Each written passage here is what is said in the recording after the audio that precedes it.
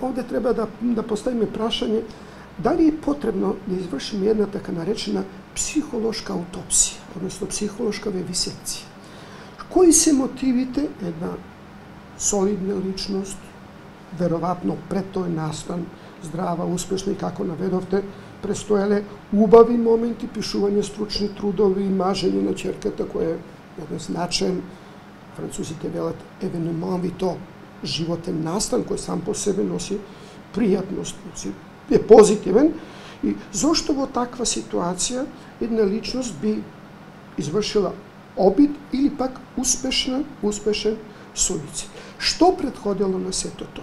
Da li za to se krijela nekakva depresivnost, da li se krijela neka stresna situacija, da li se krijele nekakve stresne situacije kako ljudi, kako intelektualci, kako lekari, kako forenzičari, sepak ostavame prostor da ги земеме сите можни опции и во земјите во кои форензичката наука е многу понапрегната, нарочито кога се работи за суицидите, во тимот на судските вештаци се вклучени и психијатри, форензички психијатри. Дали и кај нас се?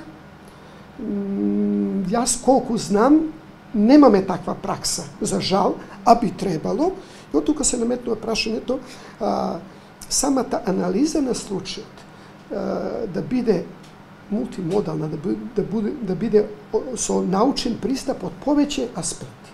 Психолошки, социјални, емоционални, соматски, значи, и сето тоа ќе ни помогне да ги склопиме тие коцки од мозаикот, за да можеме да дадеме одговор кој ќе биде стручен, компетентен, реален, објективен и кој нема да оставлja место за да останува место за сомнеш кај било кој, например кај членовите на семејството, и веројатно некои аргументи, некои факти наведуваат и на поинакви размислувања.